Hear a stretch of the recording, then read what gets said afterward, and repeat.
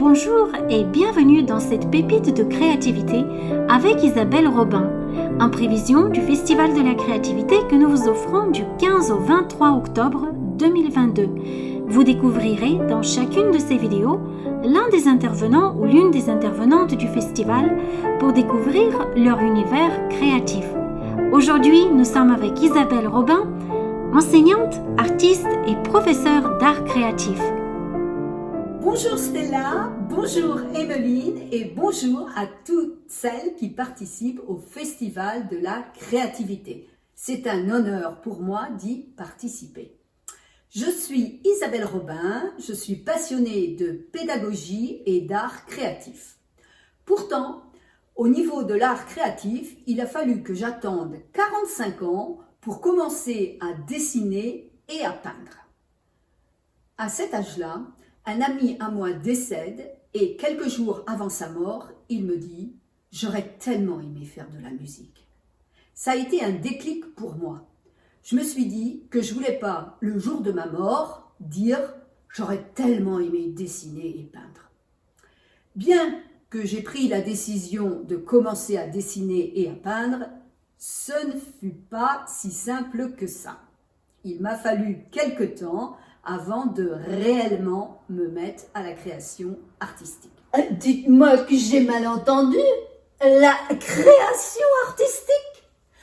Madame se prend pour une artiste. Je vous présente Zaza. Zaza, c'est ma petite voix et plus précisément ma critiqueuse. Non mais moi j'ai les pieds sur ravageur. terre. Je suis Autant vous dire inconsciente. qu'au début, elle n'hésitait pas. Non mais qu'est-ce que c'est moche. Oh bah t'as pas honte. Hein. Non mais un gosse de 5 ans ferait mieux. De l'art abstrait. Du gribouillis. Du découpage collage. Quel gâchis de matériel. Non mais t'as pas mieux à faire, hein? Autant vous dire qu'avec une telle petite voix, il m'a fallu du temps pour composer avec elle, pour l'apprivoiser. Je ne dis pas l'éjecter, car je suis de celles qui pensent que cette petite voix, on ne peut pas la sortir de nous-mêmes. Elle est en nous et il faut l'apprivoiser. J'aime partir à l'aventure quand je fais une création. J'aime changer de médium. Une fois, c'est la peinture, le crayon de couleur. Une autre fois, ce sera le découpage collage.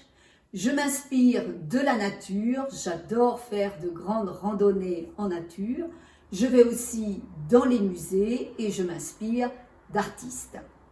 Pour moi, l'art créatif, c'est d'abord expérimenter et s'amuser. J'adore jouer et c'est pour ça que j'ai créé le jeu Art Créatif. Je l'ai créé avec quelques participants du défi 365 Art Créatif.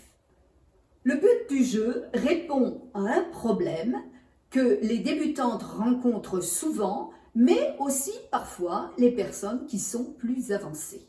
Le problème de la page blanche. J'ai envie de créer, mais je n'ai pas d'idée. Qu'est-ce que je vais faire? Eh bien, avec le jeu, fini la peur de la page blanche. Le jeu est constitué de 100 cartes. Les 100 cartes sont classées en 4 catégories plus une. Il y a la catégorie action, déchirer, peindre, dessiner. Il y a la catégorie outils, feutre, pâte à modeler, fusain, peinture. Il y a la catégorie support, papier noir, carton. Il y a la catégorie thème, très vaste, la nature, la ville, les portraits. Et il y a une 5e catégorie qui est la catégorie artiste. J'ai mis beaucoup de femmes artistes et un petit peu d'hommes artistes. Ce jeu, c'est aussi un petit peu ma contribution pour mettre à l'honneur des femmes artistes qui sont souvent oubliées dans les livres d'art. L'atelier que je vous proposerai lors du Festival de la créativité se divisera en deux.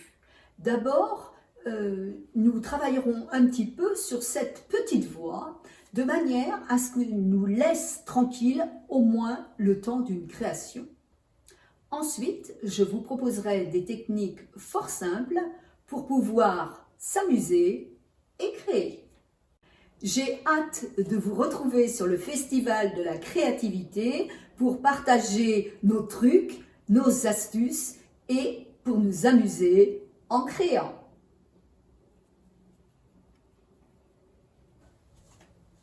Je peux venir sur le festival? Oui, tu es invité et on te fera même un sort.